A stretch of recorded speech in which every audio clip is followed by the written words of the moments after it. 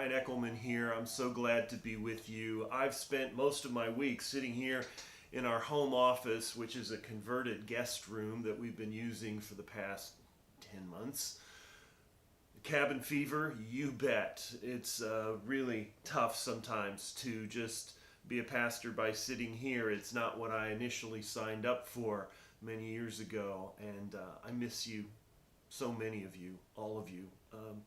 But something has happened to me this week, and I just wanted to share it with you. I've started phoning people.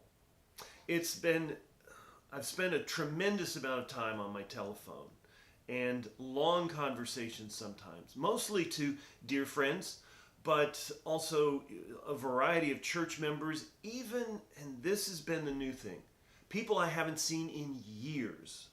An old friend from college, somebody that we haven't connected with for the past few months.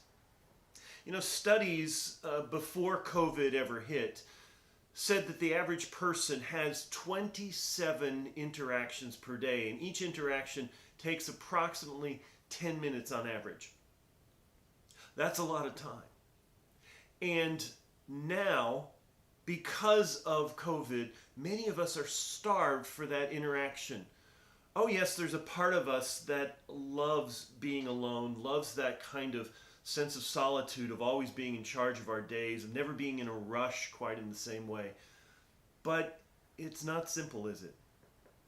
Now I'll tell you a secret about myself, and it's true for most people. I don't really enjoy phone conversations. I don't get thrilled by the idea of spending 45 minutes just chatting with a friend. I'd rather be in person, or I'd rather be by myself most of the time. And don't get me started about Zoom meetings. Not the same, of course.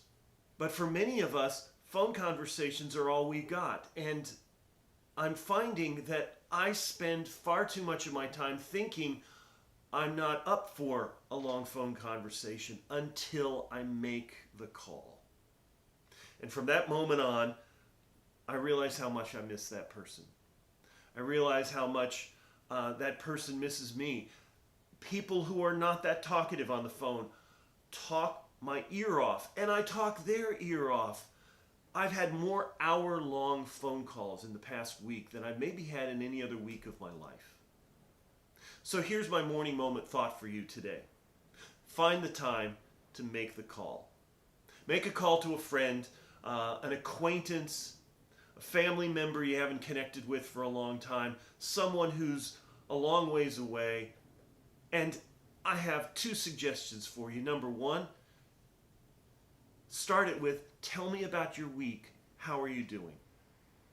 And here's the ending question. How can I pray for you?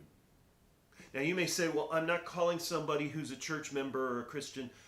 You know what? I've never known, even when people don't know that I'm a pastor, I've never known anyone to object to that question. And most people, even atheists, say, well, thank you so much for asking.